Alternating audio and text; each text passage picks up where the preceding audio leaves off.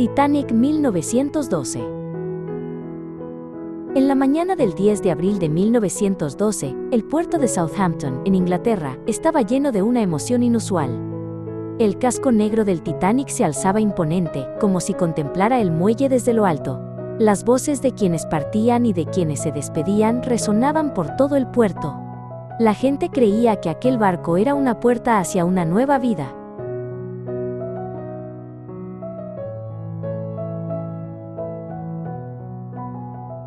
El Titanic era en aquel entonces el mayor barco de pasajeros del mundo. Fue construido en un astillero de Belfast, en Inglaterra, por encargo de la compañía White Star Line.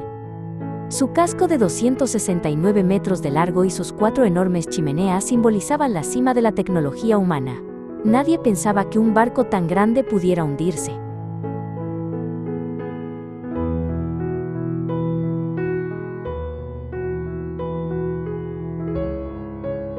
Los pasajeros subieron al barco por distintos accesos según su clase. Los de primera clase avanzaban con paso tranquilo hacia los lujosos interiores. Los de tercera clase subían apresurados por escaleras estrechas, abrazando su equipaje. Viajaban en el mismo barco, pero sus trayectos eran distintos desde el principio.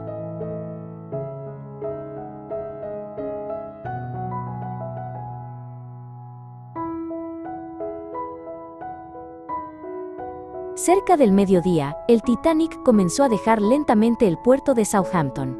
Tenía previsto dirigirse a Nueva York, pasando por Cherburgo en Francia y Queenstown en Irlanda. El largo sonido de la sirena llenó todo el puerto. Así el barco avanzó majestuoso hacia el Atlántico Norte.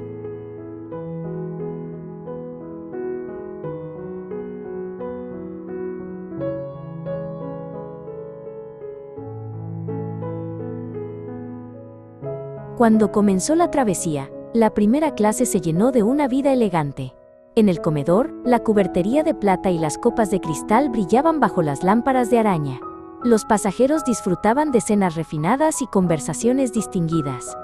Allí, los peligros del mar parecían historias de otro mundo.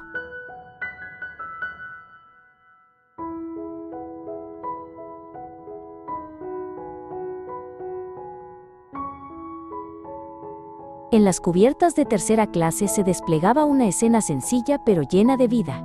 Los niños corrían por la cubierta, sintiendo la brisa marina. Los inmigrantes se apoyaban en la barandilla, imaginando un futuro invisible más allá del horizonte. Nueva York estaba lejos, pero la esperanza se sentía muy cerca.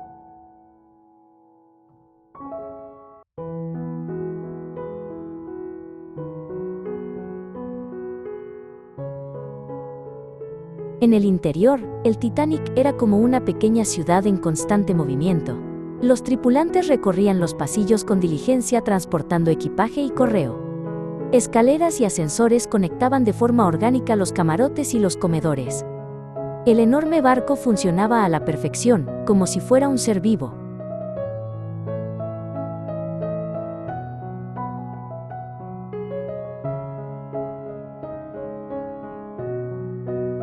En la sala de radio, las señales telegráficas sonaban día y noche. La mayor parte del trabajo consistía en mensajes privados de los pasajeros. Al mismo tiempo, llegaban advertencias sobre icebergs desde otros barcos del Atlántico Norte. Sin embargo, estas señales importantes se fueron acumulando sin recibir la atención debida.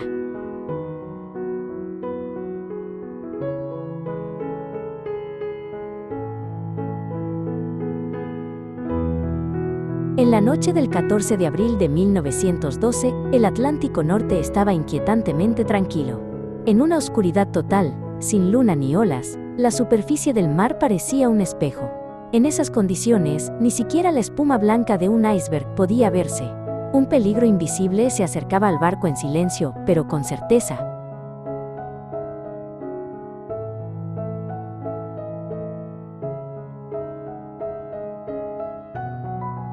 Los vigías en el puesto de observación miraban fijamente la oscuridad, llenos de tensión.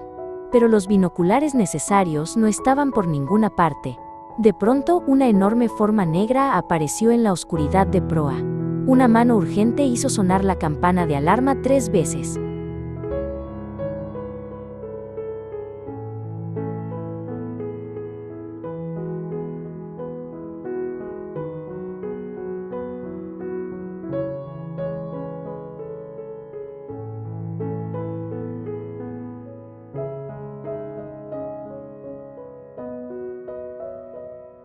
A las 11:40 de la noche del 14 de abril de 1912, el Titanic chocó con un iceberg en la ruta del Atlántico Norte. Para la mayoría de los pasajeros, solo se sintió como una leve vibración. Pero bajo la superficie, varios compartimentos del casco estaban siendo dañados al mismo tiempo. El agua helada del mar comenzó a entrar violentamente por las grandes brechas.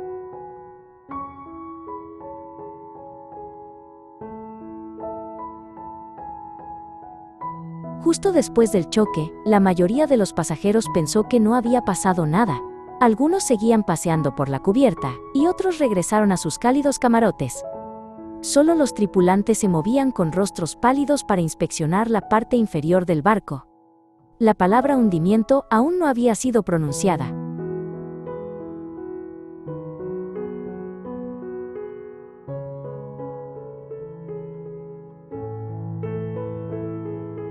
Después de la medianoche, los botes salvavidas comenzaron a prepararse uno por uno en la cubierta. La gente preguntaba con confusión, pero no recibía respuestas claras. Solo se repetía la frase: es una medida de precaución. Mientras tanto, el barco empezaba a inclinarse lentamente, lo suficiente para que se notara.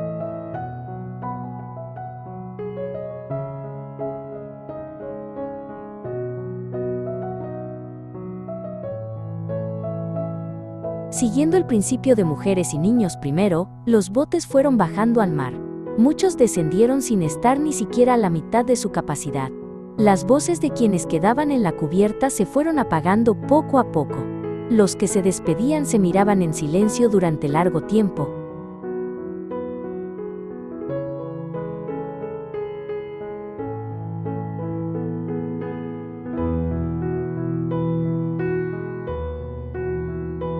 En un extremo de la cubierta, la orquesta siguió tocando hasta el final. La música calmó por un momento el miedo y el caos. En el aire helado de la noche, las melodías se dispersaron en la oscuridad. El barco se hundía cada vez más, sin posibilidad de detenerse.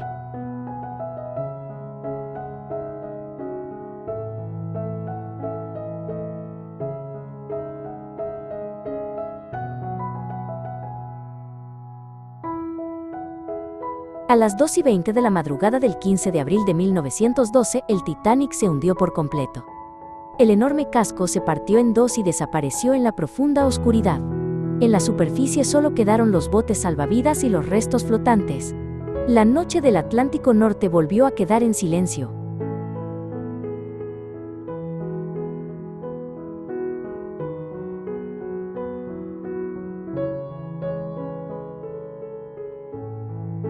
Tras la larga noche, la luz del amanecer comenzó a extenderse por el horizonte. El Carpathia, que acudió tras recibir las señales de auxilio, llegó al lugar. Un total de 710 personas fueron rescatadas del mar helado. Las voces de más de 1.500 personas nunca volvieron a escucharse.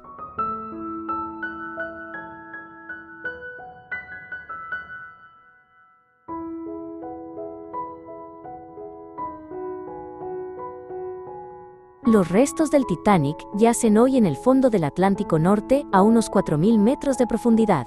En el frío del mar profundo, el casco se corroe lentamente y se convierte en parte de la historia. La recuperación sigue siendo imposible, tanto técnica como éticamente. Esta tragedia vive ahora solo en los registros y en la memoria.